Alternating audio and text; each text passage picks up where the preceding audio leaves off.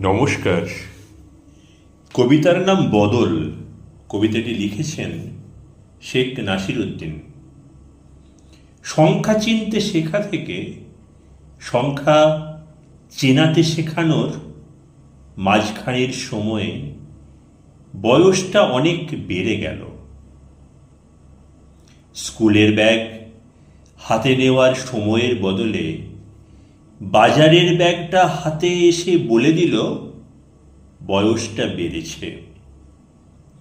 লুকিয়ে সিগারেট খাওয়া আর ডাক্তারের কথায় বাধ্য হয়ে সিগারেট ছেড়ে দেওয়া আঙুলের ফাঁক বলে দিল সময় গড়িয়ে গেছে। কৈশোরে আর চোখে লাল ফ্রকের দিকে এক পলক